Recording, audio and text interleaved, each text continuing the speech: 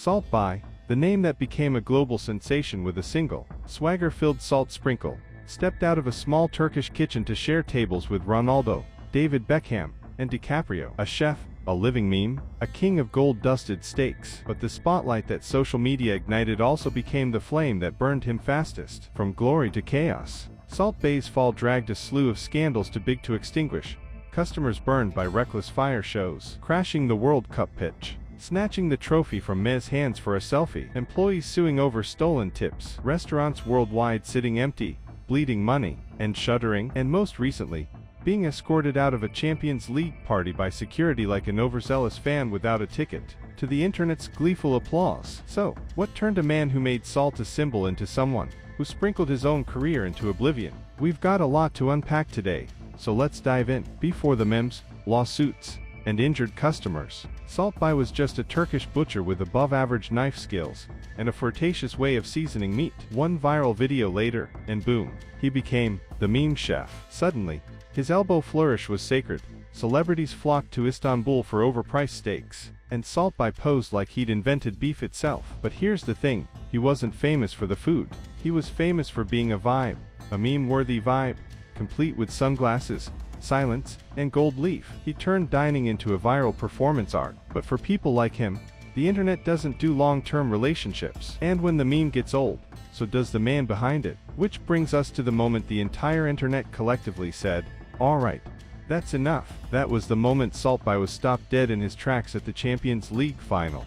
A shock for the ages. Salt Bae showed up uninvited, decked out in a tuxedo and sunglasses like a Turkish James Bond. Security had to personally escort him out of the event. "Not today, mate." Salt Bae took to social media afterward, scrambling to explain, "I wasn't kicked out. I was just passing by." Sure, just passing by in a tuxedo, sunglasses at midnight, amid a crowd of UEFA's invited guests. But this story didn't start at the Champions League. Salt Bae's brand had been spiraling downward for years, and now, it's finally caught up with him. The moment that marked his long slide began on the pitch at the 2022 World Cup, where he slinked in like an outsider, trying to touch the golden trophy as if he'd made history himself. As Argentina choked up, having just defeated France for a historic victory, Salt Bae appeared like that awkward uncle crashing a wedding uninvited. He tugged at Messi, exhausted from the match of his life, trying to snag a selfie, striking poses, doing everything to insert himself into a moment that wasn't his. Then Salt Bae grabbed the World Cup trophy,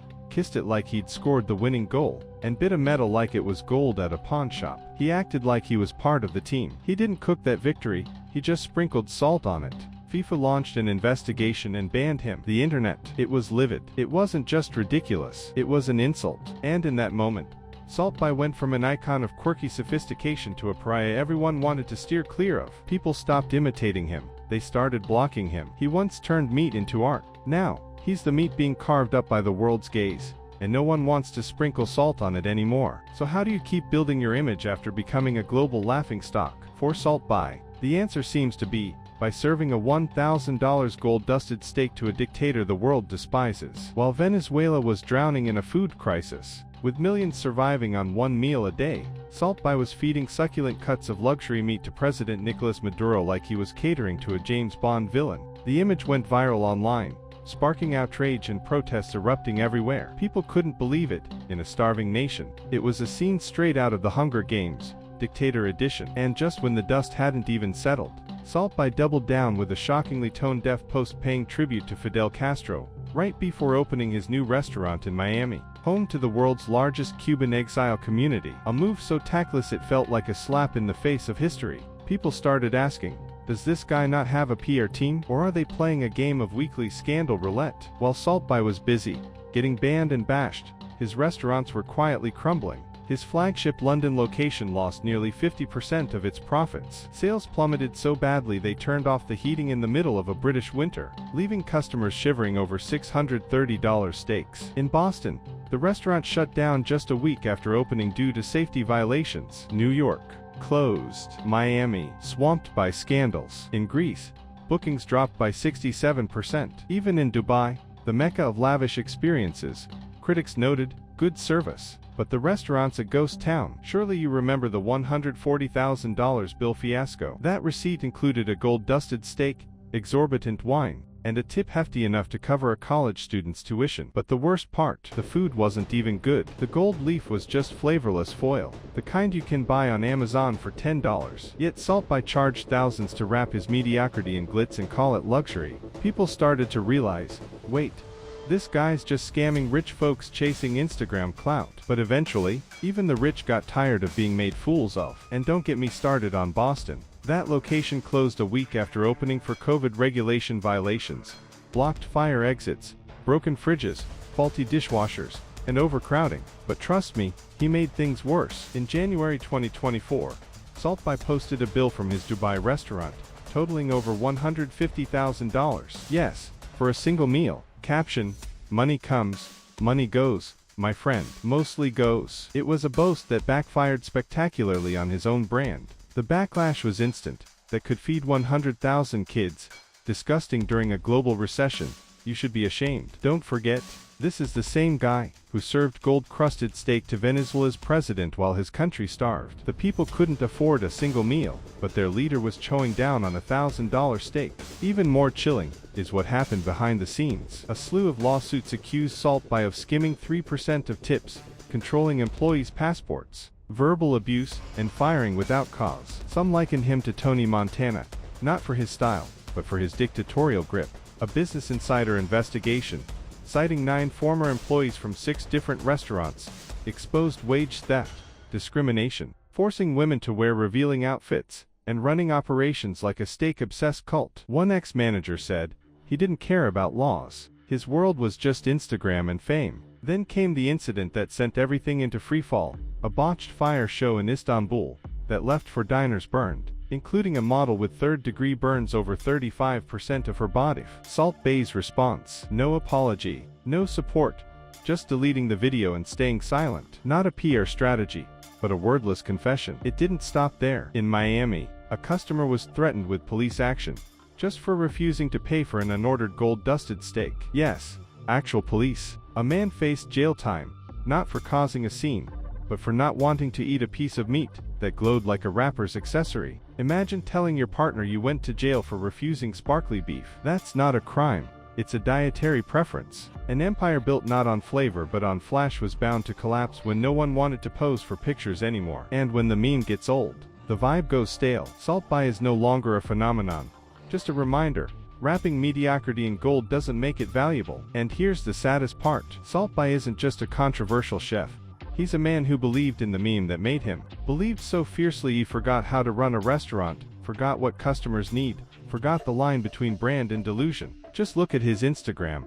Half-shirtless gym shots with a dreamy stare like he's auditioning for a low-budget Turkish rom-com. 30% awkward selfies with celebrities who don't even know they're tagged. The rest, gold-dusted beef, filtered to look like lighting could make it taste better. The consequences aren't hard to guess. An Instagram account once exploding with millions of likes now scrapes the bottom with engagement below 0.05%. A 70% drop in just a few years. No scandal, no drama. People just stopped caring. Remember Saltby? He didn't just serve meat, he served a vibe. Slow motion videos, dramatic knife flourishes, seductive salt sprinkling glances, luxury cars, bodyguards, and Wagyu beef, all crafted into a glitzy visual spectacle. But when the gold veneer faded, the truth emerged. Customers walked out mid-meal. Reviews called the food decent, not remarkable, and his restaurants turned into Instagram museums for steak. His US locations now sit empty like ghost towns. Harsh, maybe? Wrong. Not quite. Saltby tried to stretch a 5-second salt sprinkle into a billion-dollar empire. But the truth is brutal. You can't build a legacy on stage lights and an $853 steak that tastes like desperation. Eventually, the audience tires of the spectacle, the performance, and the bill's heavy as sin. People don't want a vibe, they want real value. And Saltby lost that long ago. The Saltby brand, once a symbol of dramatic luxury, is now rotting in silence. His social media following has stalled like a dead clock. Engagement plummets, not out of hate, but because no one cares anymore. His posts are now mere digital relics of a bygone golden era. Still the gold knife, still the profound stare from some rocky cliff, still pretending to rule the world. But it's all a stage with no audience, no applause, no eyes watching, just him and the shadow of his former self. Saltby didn't collapse in a storm. He melted like an overcooked steak, bit by bit, day by day. No one saw the clear line between peak and abyss.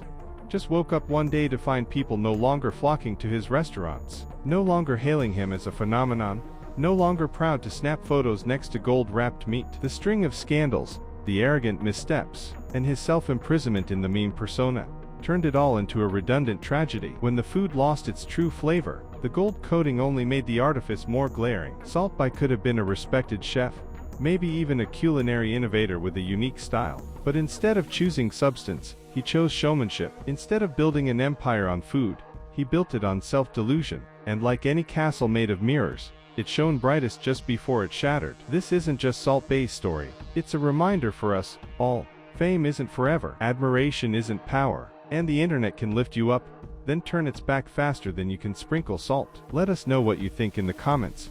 Was Saltby always a scam, or did he just get lost in his own sauce? Hope you enjoyed this video. Please like, subscribe, and comment. Have a great day, and see you in the next one.